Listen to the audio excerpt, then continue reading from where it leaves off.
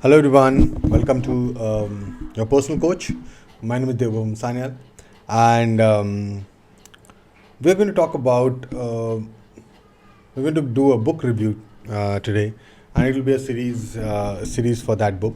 I try to do that with all of you, but it will be a bit different. I mean, it's not like something that you generally find on YouTube or other platforms. I'm not going to cover the book as it is in a book, but I'm going to talk about different concept that comes out of the book in different chapters, different sections. We are going to divide those sections, and cover each section differently. We're not going to talk about what's written or content of the book, but the concept of the book, and then we will take it forward and put our views and all that, right? So that's what we are going to do, right? So this is an introduction where we are going to talk about the introduction of the book, what it lies, and how we are going to break this chapter, right? Break this book into different sections. So what are you going to review? No prize for guessing the first one. The Courage to be Disliked, one of my favorite books, and this is a wonderful book from Ichiro Kishimi and Fumitake Koga. This is a different kind of book. I mean, what I love about this book is it's about a story, and generally non-fictional books are there are few many non-fictional books which are would say monotonous. They are repeated, and I don't really like them.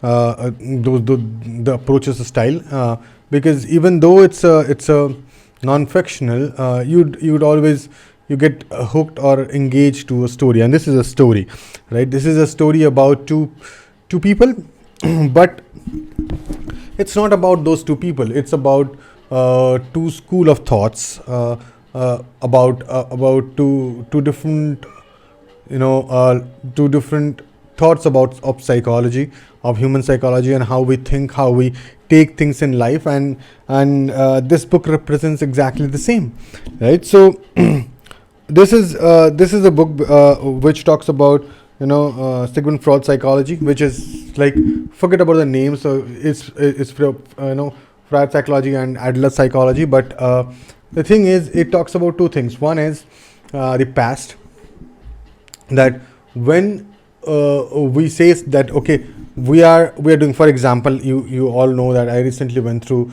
a bypass surgery operation. Around, if I think that I am now weak because I went through an operation, that's one school of thought, right? The another school of thought is I choose to be active, and the past does not define me really. That's another school of thought, right? So it's about who we want to become. What do we have that courage to be the person whom I want, right? And the one school of thought says the past does not really define us, because if you see in that way, the perspective of past, right, it changes, it keeps changing. Just for an example, when we did our high schools or college, the marks or the experience that we had, in our high school had different meaning back then. It has different meaning now. It will have a different meaning when we grow old, right?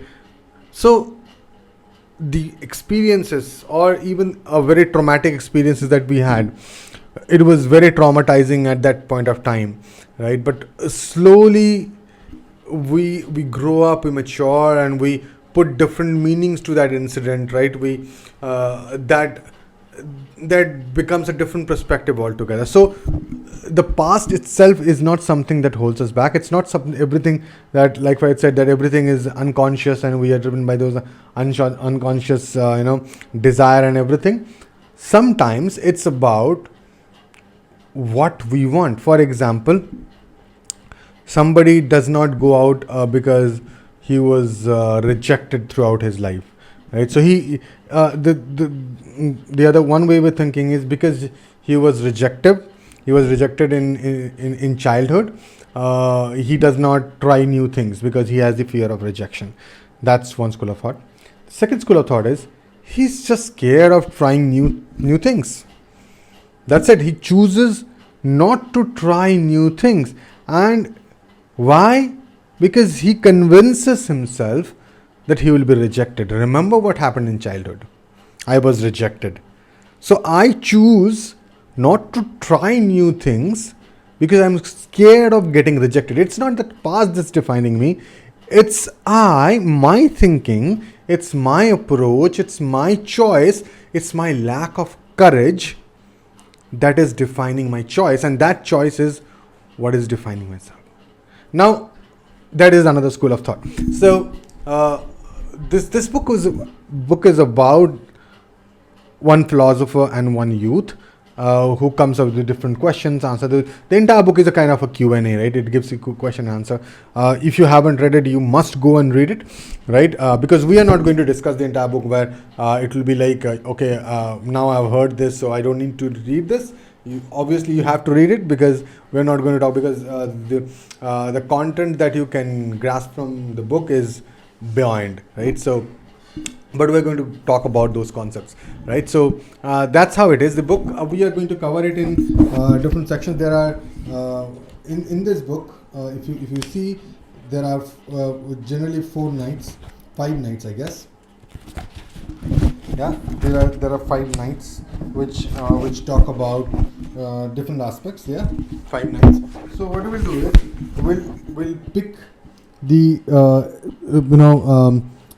each and every night together. So 5 nights, 5 sections, right? And then we are going to talk about that what are those concepts that we discuss in each and every night or each and every section. Again, we are not going to talk about the content of the book, but we are going to talk about the concept of the book, right, or each section. So I hope you would enjoy it. If you have read that book, please put your thoughts on our comment section, so that we can start those dialogue, conversation, and discussions, right? So I hope to see you soon. We'll come up, come up with this 5 more in this series where the book review of Courage to be Disliked, and see you soon.